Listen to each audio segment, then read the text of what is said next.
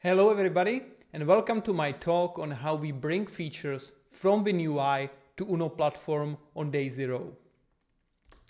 We at Uno platform like to say that we are standing on the shoulders of giants. In this case, it's Microsoft with its Windows UI library, which contains all the features necessary to create beautiful Windows applications. And because Uno platform has the same API surface, we are then able to take those Windows applications and bring them to Android, iOS, macOS, WebAssembly, and Linux without changing any single line of code. Of course, WinUI is evolving constantly, so we need to keep up with them by bringing all the new features and enhancements to Uno platform so that we keep that code reuse in effect. Here's an example of free controls that we brought in from WinUI, which were not originally available in Universal Windows platform. On the left is tree view, in the center navigation view with hierarchy, and on the right is tab view. All these controls are very complex, so figuring out how they were implemented without having the source code available would be hard. But we are lucky that Microsoft is cooperating with us. They are developing in the open, and they are even giving us feedback on our changes. In turn, when we are porting those features from WinUI to Uno platform, we are able to contribute back to WinUI when we discover some issues or bugs, which tends to happen because we have multiple different targets, not just Windows. So we are hitting some scenarios which were originally not thought of. Of course, the porting process has to be very streamlined so that it's easy to do and easy to evolve, because all the features in WinUI are added daily, and we have to be able to keep up to be on par with them.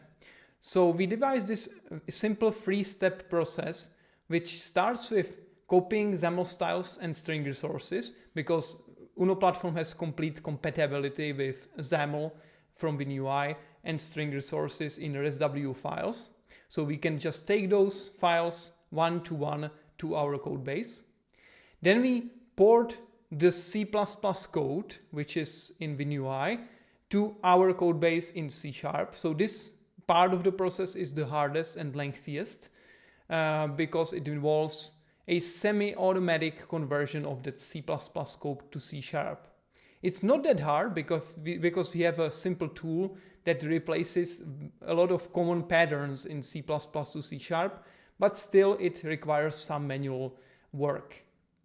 Finally, when we have the code ported and the control is up and running, we can port the API and UI tests so that we can ensure that when in the future we add more features, that we don't break the existing ones, or in the future when the control is updated, we can verify that the existing functionality of the control is unaffected.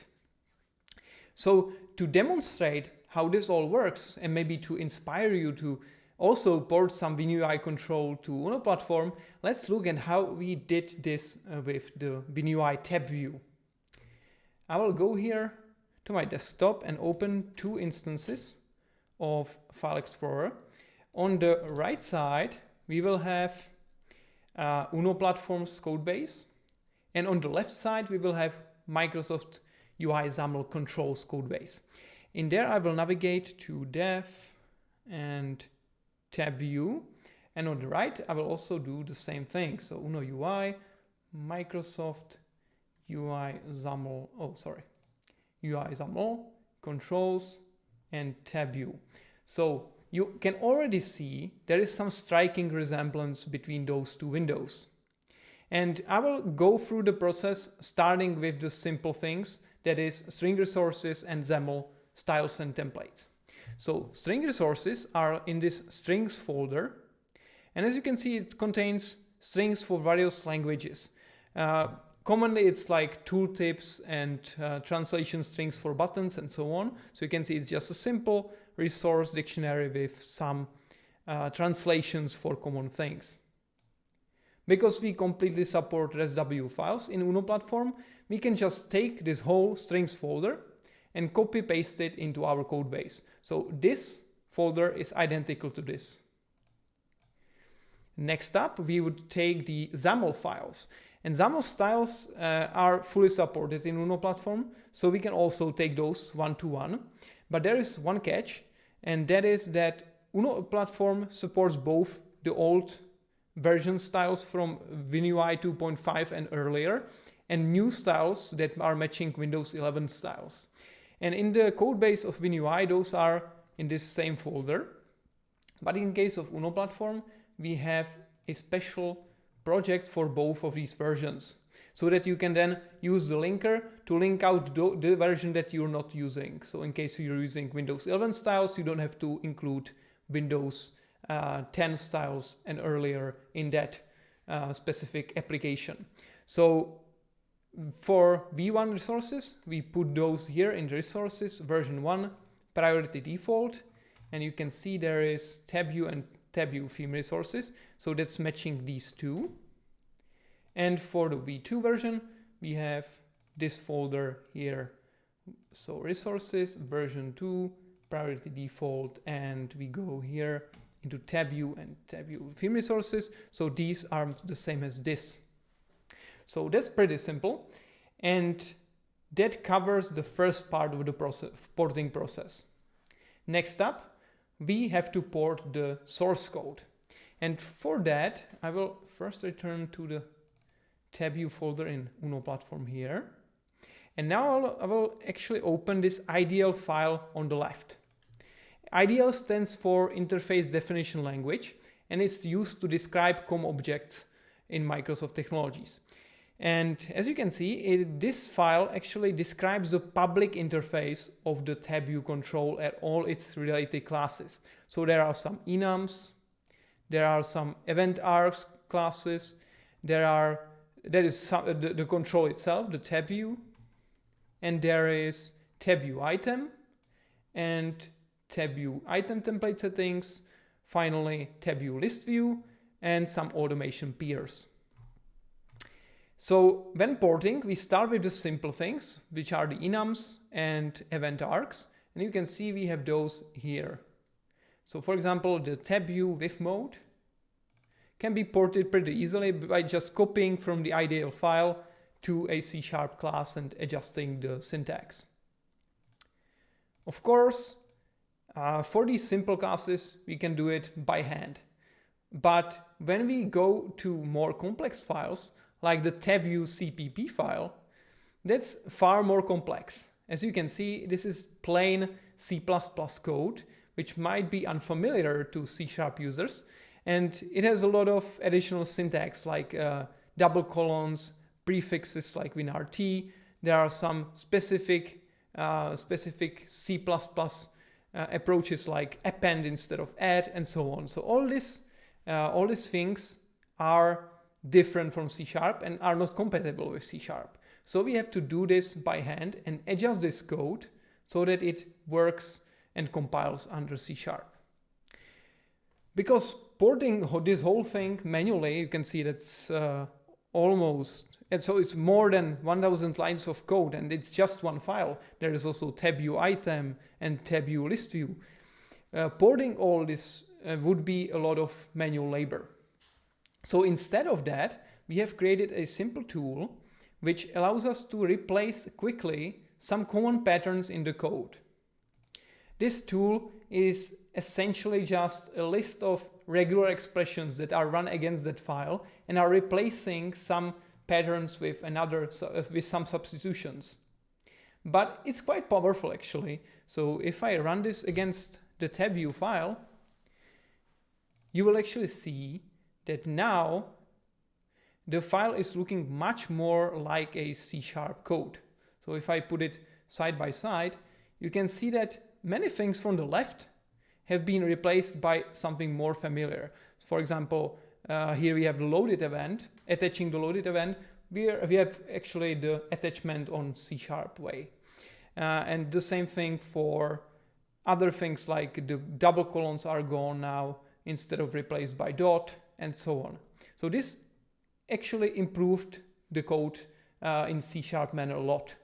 But still, there is a lot of things that the developer has to do manually. For example, we cannot know that key is actually a property but it's actually a property, so we have to do this manually. So instead of this, I would do afterwards this, the same thing here, and so on. So these adjustments are quite simple. It can be done manually, but it's hard to automate them because we don't know actually if this specific thing is a method or property or event. So these adjustments need to be done by hand. I can take an example here. For example, this method updates scroll view, decrease and increase buttons view state. You can see that compared to the original version, it's already much more familiar to C#. So it's using this is syntax to check for nullability, and there are some things already converted, but you still have to do this instead of this. Now apps is a math apps method, and that would be it. So the conversion took just a few seconds, but it has to be done for the whole file. So for a complex control like tab view, which consists of multiple classes, this could take several hours to finalize and fully clean up all the errors and potential warnings. So let me just open the final version from the UNO platform codebase so you can see the comparison between the intermediary state and the final state. And as you can see, this is all cleaned up. And for example, for that method, let's see how it's called here. So for that specific method, you can see that's the changes that I did are now applied, and this is what compiles under C#. So after you perform all these changes for all the C# files and convert all the C++ to C#, you are basically ready to run the control against UNO platform targets. So of course, the easiest way to check for the functionality is to create some sample XAML page that demonstrates that the control actually works. And for that purpose, WinUI provides this test UI folder, which contains some sample pages that you can use to test that control. So these are just simple plain XAML C# pages which contain some XAML and the control itself and verify some functionality. I can actually show this to you in the official WinUI sample application. So this is the tab view page, XAML page. So this shows some behavior and functionality of the tab view. And we can actually take this page as it is and copy it into UNO platform. So if I go to source samples app, which is our sample app on which we test our new features, and go to UI test shared, Microsoft XAML controls, and tab view tests, I can see that all these sample pages are already part of our code base. And I can actually show you that in our sample application, we have those samples here. So I can click on one of those, for example, tab view page, and you will be able to see the exact same UI as you just saw in the WinUI sample application. So that's very nice because it allows us to see that the conversion and porting actually worked. And it allows us even to check for dark and light theme. So if I switch to dark theme, now the tab view is showing up in dark theme. So that's for the manual testing. And the final step is to actually automate this testing so that we know that in the future, we don't break the control by adding new features or changing some infrastructure. So I will go back to tab view folder and in here also. So let's go back to UNO UI, Microsoft XAML controls, and there's tab view. And on the left side, you can see there are some API tests. And these API tests are essentially unit tests that test some simple functionality of the control. Usually it's default values or some basic behavior of methods and so on. So these runtime tests are written using MS test framework. And because we are using MS test framework for our runtime tests, we can essentially just take this code and copy paste it into UnoUI runtime tests. So if I go here into tab view and open the test, so I can see that this code that we saw before is also here, although this doesn't include all the tests because some of the functionalities are not yet supported, for example, keyboard input. But in general, the tests are very easy to copy because they are just the same infrastructure, the same API surface as we have. The more complex tests are the UI tests. And for the UI tests, Microsoft is using the pages from test UI and running some UI tests against them. So if I open this is the test suite that is testing the tab view. And these tests are usually very complex. And they are testing rigorously all the functionality and features of the control. And because Microsoft is using their own Windows UI testing library, it's not really easy to port those tests directly. We have our own UI testing library called UnoUI test, but that's based on Xamarin testing framework so that it can reach Android, iOS, and WebAssembly. And we have to port that code from WinUI to Uno Platform's syntax. So if I go here into Samples app